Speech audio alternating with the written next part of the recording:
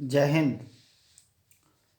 पिछले 2 महीने से देश की राजधानी के बाहर पंजाब, हरियाणा और पश्चिमी उत्तर प्रदेश के कुछ किसान संगठनों के नेतृत्व में किसान आंदोलनरत हैं। भारत एक कृषि प्रधान देश है। देश की जीडीपी का 15% कृषि क्षेत्र से आता है।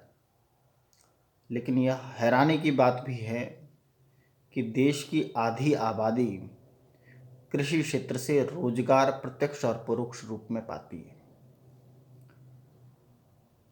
जैसा कि हम जानते हैं, भारत में 11.24% लोग भूमिहीन हैं और लगभग 40.11% लोग 1 एकड़ से कम भूमि के मालिक हैं। तो प्रत्यक्ष तौर में 50% लोग ऐसे हैं जिनका कृषि क्षेत्र से संबंध नहीं है। फिर यह सोचने का विषय बनता है, क्या यह बचे हुए 50% लोगों का आंदोलन है? तो हम देखते हैं कि यह आंदोलन विशेष रूप से पंजाब, बहुत छोटे हद तक हरियाणा और पश्चिमी उत्तर प्रदेश में भी मुजफ्फरनगर जिला के किसान इस आंदोलन में सम्मिलित हैं।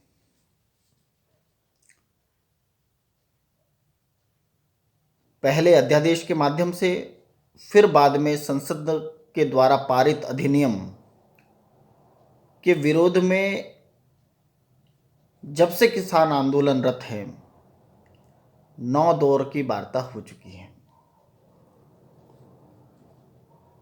तो समझने वाला विषय यह है कि इन विधेयकों में ऐसा क्या है जिसके विरोध में विशेष रूप से इन 3 प्रांतों में या 3 क्षेत्रों के किसान आंदोलनरत हैं। पहले किसानों की तरफ से प्रश्न उठा कि सरकार एमएसपी समाप्त करने वाली है। तो सरकार ने कहा कि नहीं, हम लिखित में देने के लिए तैयार हैं, क्योंकि सरकार के ऊपर फूड सिक्योरिटी बिल का इतना भार है कि हमें एमएसपी के अंतर्गत अनाज खरीदना है और उस अनाज को जो इस देश में गरीब लोग हैं उसे मुफ्त में राशन देना है। तो इसलिए हम एमएसपी पर खरीद बंद नहीं करेंगे, ये हम लिखित में देने के लिए तैयार हैं। किसानों की ओर से फिर एक प्रश्न आया कि सरकार एपीएमसी मंडियां जो है उसे बंद कर देगी। सरकार ने कहा नहीं, एपीएमसी मंडियां राज्य सरकार के अंतर्गत है, वो वैसे ही चलेगी जैसी पहले चल रही है। प्राइवेट क्षेत्र की मंडियों को सरकार ने आमंत्रित किया है। इसमें फिर प्रश्न आया कि इन मंडियों पर मंडी टैक्स नहीं लगता है। सरकार ने कहा कि राज्य सरकारें प्राइवेट मंडियों पर टैक्स लगा सकती है। लगातार गोल पोस्ट चेंज होते रहे। अंत में प्रश्न ये समझ में नहीं आ रहा कि किसान क्या चाह रहा है। सरकार के पास उन्होंने एक ही बात कही है कि सरकार इन तीनों बिलों को वापस ले। वास्तविकता में ये तीनों बिल है क्या? पहला बिल है वैकल्पिक मंडियों का। किसान अपने माल को कहीं भी देश में बेच सकता है, खरीद सकता है, वायदा व्यापार भी इसमें हो सकता है। दूसरा है एसेंशियल कमोडिटी एक्ट, जो 23 आइटमों पर लगती थी कि भाई इसकी स्टोरेज नहीं कर सकते हैं। सरकार ने कहा कि नहीं, आप स्टोरेज कर सकते हैं। केवल 2 परिस्थितियां हैं जिसमें आप स्टोरेज नहीं कर सकते। पहली परिस्थिति है, जैसा कि आजकल चला हुआ पेंडेमिक का दौर, महामारी चल रही हो, और दूसरा यदि देश युद्ध में हो। इन 2 परिस्थितियों में आप वस्तु का भंडारण नहीं कर सकते। तीसरा है कॉन्ट्रैक्ट फार्मिंग। अब किसान यह बताने में समर्थ नहीं हो पा रहा है कि हम इनमें इस वजह से विरोध कर पा रहे हैं। सरकार का तर्क है, जिस प्रकार से 1991 के अंदर देश ने अपनी एलपीजी की पॉलिसियां शुरू करी और देश में लाइसेंसी राज को काफ़ी हद तक समाप्त किया और देश में औद्योगिकरण शुरू हुआ, उसी प्रकार से कृषि क्षेत्र में यह बिल 1991 का साबित हो, यह सरकार की कोशिश है। हम देखते हैं कि इसमें थोड़ी खामियां सरकार की भी है। हम पूर्ण रूप से आज भी खाद्यान्न के मामले में आत्मनिर्भर नहीं हैं। हम देखते हैं कि गेहूं और चावल के मामले में हम दुनिया को खिला सकते हैं, लेकिन दलहन और तिलहन आज भी हम विश्व पर निर्भर हैं। 2018 में लगभग 68,000 करोड़ का हमने तिलहन का और दलहन का आयात किया। तो सरकार को चाहिए था कि इस क्षेत्र में जो पैसा हम विदेशों को दे रहे हैं वो भारतीय किसानों को जाए। इसके लिए उन्हें प्रोत्साहन के तौर पर चाहे बोनस दिया जाए या इनका एमएसपी उतना बढ़ाया जाए ताकि किसान इन्हें बोने में और ताकत लगाए, लेकिन सरकार की तरफ से ऐसा कोई विशेष प्रयास नहीं हो पाया। लेकिन इस कारण से ये आंदोलन है, तो हम देखते हैं कि इसमें सबसे बड़ी समस्या जो है वो है बिचौलियों की, जिसे बोलते हैं आड़ती। किसान कहते हैं कि नहीं, ये फैसिलिटी देने वाले हैं, ये फैसिलिटेटर हैं, लेकिन उसकी क्या कीमत है? सारा का सारा पेंच यही है। जब हम देखते हैं कि सरकार ने 2019 के अंदर गेहूं का जो एमएसपी रखा था वो रखा था 1840। एक पंजाब सरकार और भारत की सरकार के बीच में कम्युनिकेशन है, दो सरकारों के बीच का कम्युनिकेशन है। सरकार ने कहा कि हमें ये दे दीजिए, तो उन्होंने कहा जी हमें इतना इतना आपको देना पड़ेगा, उसके बाद हम देंगे। तो उसमें आरटीआई के माध्यम से जब मुझे मिला तो मैं हैरान हुआ कि बिचौलियों की क्या कीमत क्या है।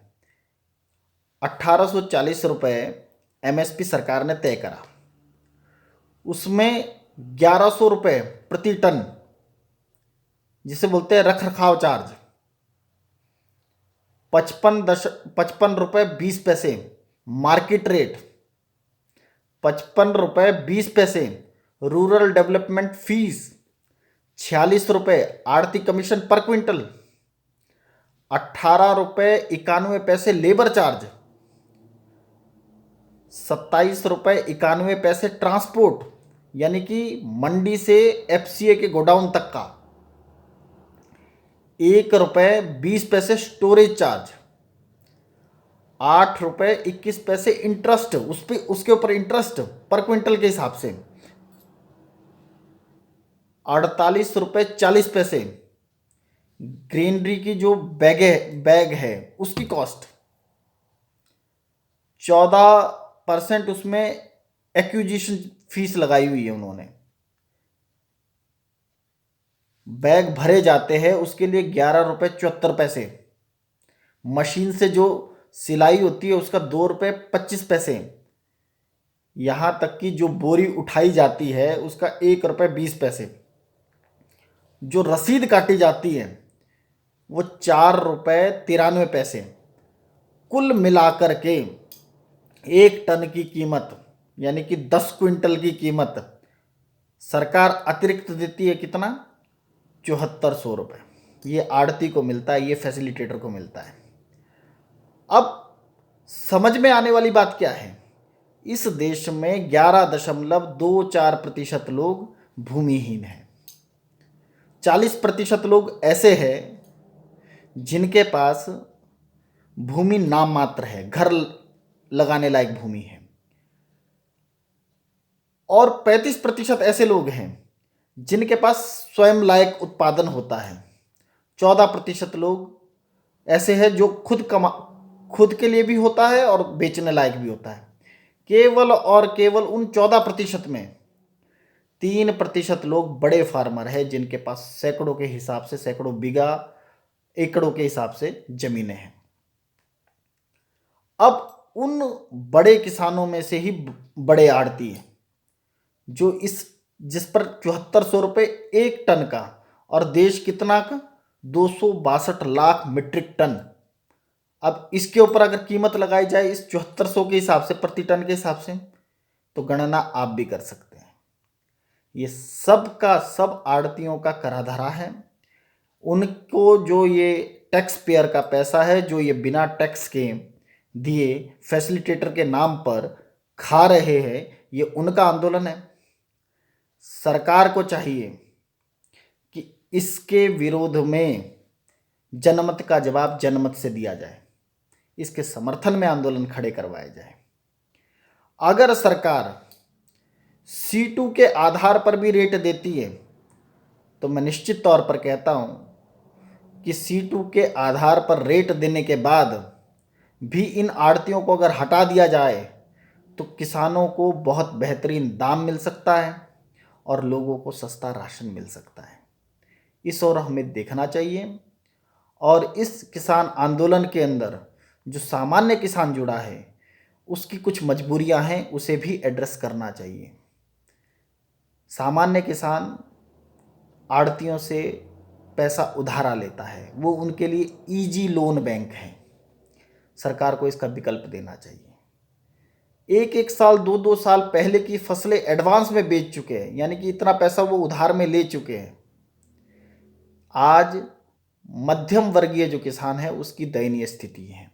बड़ा किसान मध्यम वर्गीय किसान का शोषण कर रहा है और जो छोटा किसान है उसके लिए जो ये विकल्प सरकार खोलने की कोशिश कर रही है उसके दरवाजे बंद कर रहा है। तो यह आंदोलन बड़े किसानों का आंदोलन, छोटे किसान अपने पैरों पर खड़े ना हो सके, यानी कि जिनकी संख्या सबसे ज़्यादा है, वैसे किसान अपने लिए नई मंडी, नए विकल्प ना खोज पाए, उसके विरोध में ये आंदोलन है जिसका सरकार को जवाब देना चाहिए। और सामान्य किसान को यह बात बतानी चाहिए कि ये जो बड़े किसान है, ये जो आड़ती बटा किसान है, ये उनका आंदोलन है और इसके विरोध में सामान्य किसान को बाहर आना चाहिए। धन्यवाद।